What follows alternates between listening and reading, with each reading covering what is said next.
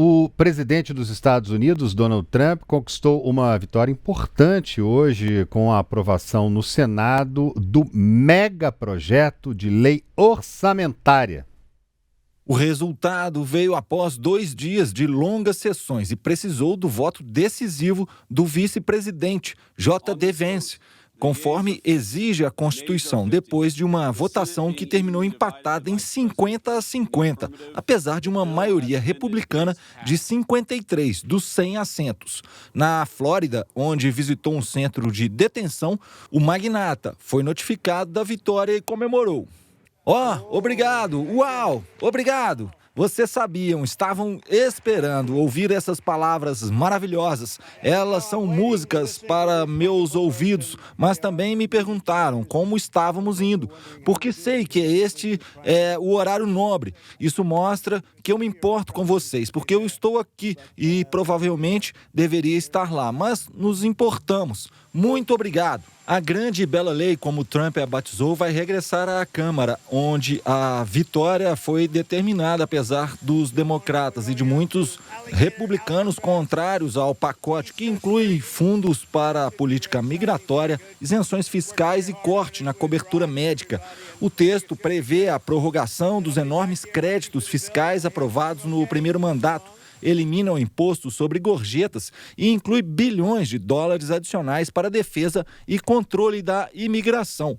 O Escritório de Orçamento do Congresso, responsável pelas avaliações imparciais do impacto dos projetos de lei nas finanças públicas, estima que o déficit federal aumenta em mais de 3 trilhões de dólares até 2034. Para compensar parcialmente, os republicanos planejam cortar o Medicaid, o programa público de seguro médico do qual dependem milhões de americanos de baixa renda. Outros alvos são o Programa de Assistência Alimentar, o SNAP, e a retirada de incentivos fiscais para as energias renováveis, adotadas durante o mandato do ex-presidente Joe Biden. As medidas planejadas preocupam colegas de partido temerosos dos riscos eleitorais desses cortes importantes. Bom, e por outro lado, Trump vem perdendo aliados estratégicos. A relação entre Elon Musk e o presidente, por exemplo, mudou radicalmente nas últimas semanas. O bilionário sul-africano era um aliado e conselheiro do republicano, mas agora o presidente dos Estados Unidos não descarta a possibilidade de deportar dos Estados Unidos o homem mais rico do mundo. Eu não sei, vamos ter que dar uma olhada. Talvez tenhamos que colocar o Doge atrás do Elon. Você sabe o que é Doge? O Doge é um monstro que pode ter de voltar e devorar o Elon. Não seria terrível? Ele recebe muitos subsídios, Peter. Mas Elon está muito chateado que o subsídio sobre veículos elétricos vai ser encerrado. E sabe de uma coisa? Quem quer? Nem todo mundo quer um carro elétrico. Eu não quero um carro elétrico. Eu quero ter talvez gasolina, talvez elétrico, talvez híbrido, talvez um de hidrogênio. Se você tiver um carro de hidrogênio, ele tem um problema. Ele explode. Vocês sabiam?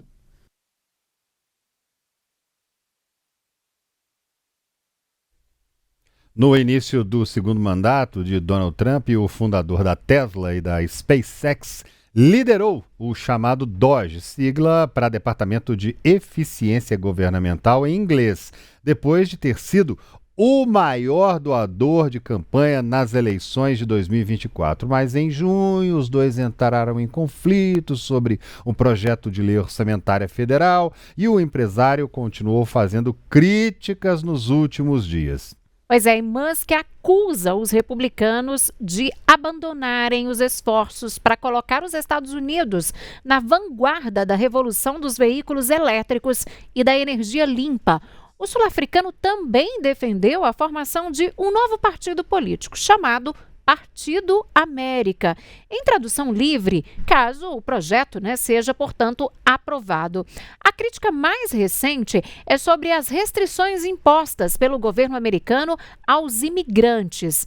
Na rede social, o Musk fez a seguinte enquete. A enquete ainda está no ar por lá, né? Eu vou pedir para colocar na tela para gente. Olha só, ele fala a remoção de verbas para a execução de ordens federais de desacato à justiça é o cerne deste projeto de lei orçamentária. O objetivo nominal é a promoção de imigrantes ilegais, mas obviamente também permite muitos outros abusos de poder por parte do presidente. E aí ele pergunta: isso deveria ser permitido? Sim ou não? E o resultado da enquete agora é que quase 70%, não é isso? Estão dizendo que não. As pessoas, então, estão contra aí, votando não em relação a essa pergunta feita por Musk nas redes sociais. Mais de 382 mil votos, é muita gente participando mesmo. E nós vamos conversar agora com o José Luiz Niemeyer, que é professor de Relações Internacionais do IBMEC, Rio de Janeiro, a quem eu dou boa noite, muito boas-vindas. Já agradeço pela participação aqui com a gente, para poder entender. Agora, a gente costuma dizer, né, tem essa forma popular de se dizer que aí é briga de cachorro grande, né, professor? Como vai? Obrigado pelo convite, um abraço assinante do Tempo, gosto muito do jornal, sempre acompanho. Bem, é muito difícil falar de Donald Trump e ainda falar de Elon Musk, né? Nós não deveríamos estar falando de Trump, sim, porque ele foi eleito presidente dos Estados Unidos nas últimas eleições.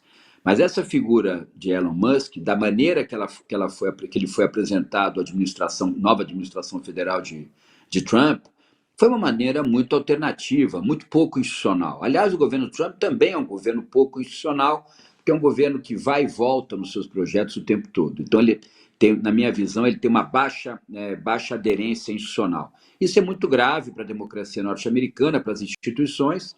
Pode até ser que seja um governo que tenha um apoio, e foi bem eleito, tanto no colégio eleitoral quanto na população, mas Trump é decididamente um líder pouco institucional. E não é o único, né? Nós temos muitos líderes hoje no mundo que são líderes pouco institucionais. O que é um líder pouco institucional? É um líder que, primeiro, ele não tem um partido político que responda pelo seu programa. Muitas das ações de Trump não são os republicanos não assinam embaixo, e muitas delas, né? Ele é quase um presidente alternativo. Ele faz críticas aos democratas e, ao mesmo tempo, recebe críticas de parte de lideranças republicanas. Talvez esse pacote que ele aprovou aí, talvez seja uma das ações mais próximas do Partido Republicano, que é um partido liberal do ponto de vista econômico, e essas ações do orçamento mostram isso.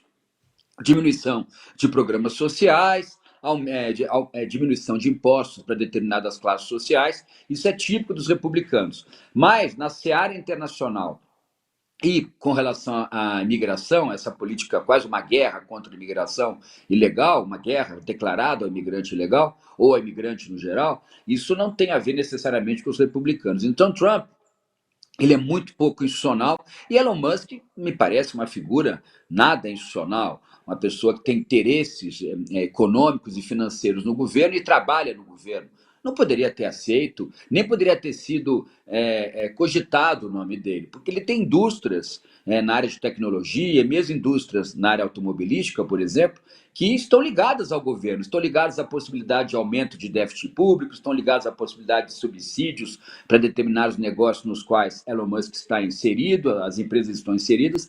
Então, tanto o presidente Trump peca na sua postura pouco institucional, como esse ex-aliado e agora parece que inimigo, Elon Musk, é uma figura também muito alternativa e pouco...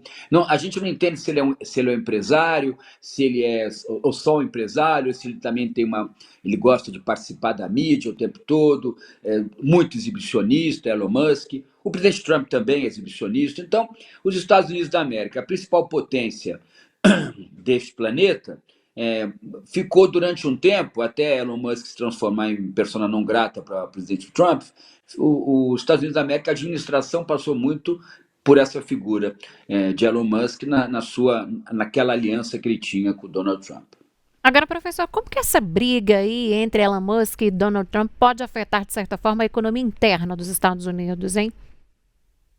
Olha, é uma excelente pergunta, até porque se afetar a economia norte-americana, é que a economia norte-americana, nós não conhecemos o nível de problemas que tem a economia norte-americana, mas a maior economia do mundo, ela não está ligada a Elon Musk. Isso talvez seja uma fantasia que o próprio Elon Musk conseguiu construir, que os negócios dele eram negócios estratégicos em todos os setores da economia norte-americana. Não é, né? Não é. Elon Musk, não, que eu saiba, não tem negócio na área siderúrgica, na área do agronegócio, na área. Em vários serviços ele não tem. O Elon Musk trabalha com indústria automobilística, né?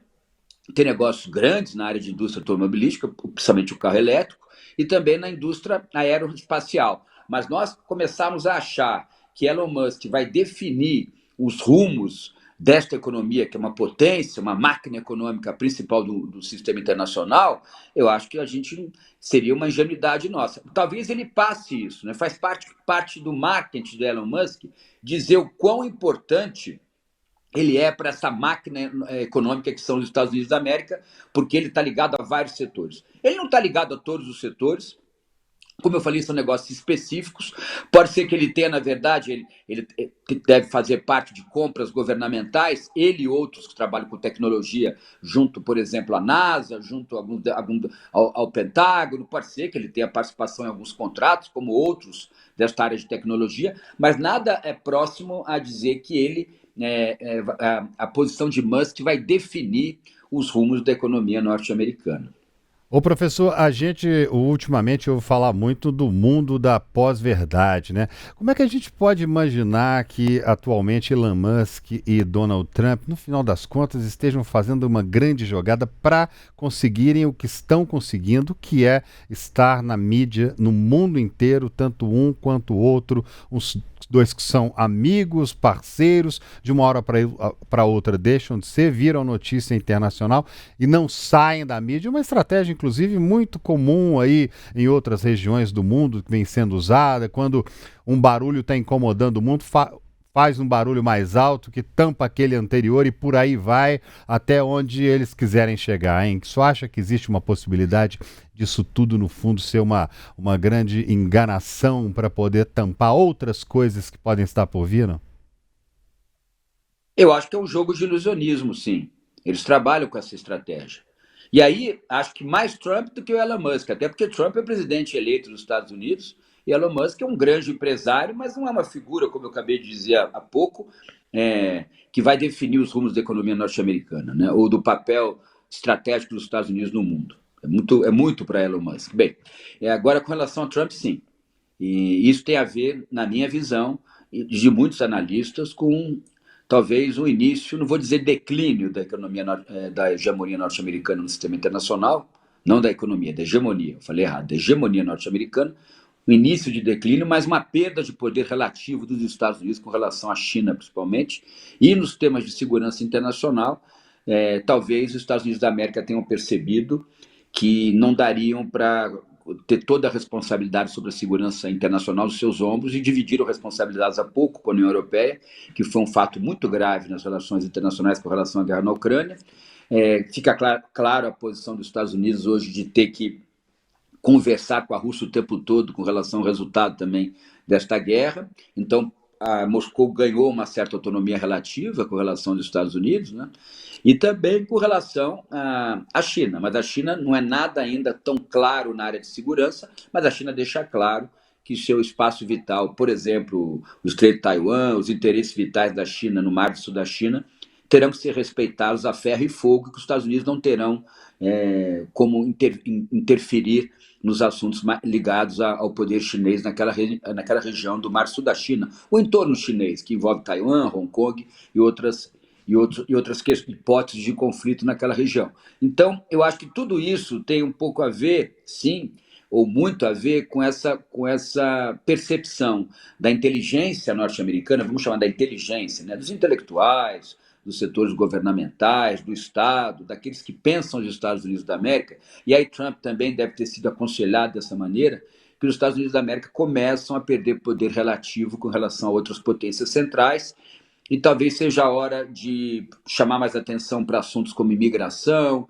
chamar mais atenção para assuntos como tecnologia, e aí se aliar a essa figura que está aí no vídeo, uma figura, na minha visão, muito particular, muito estranha, né? Então, talvez seja isso, talvez seja uma necessidade estratégica de tirar um pouco o foco da perda de poder relativo dos Estados Unidos da América no sistema internacional hoje.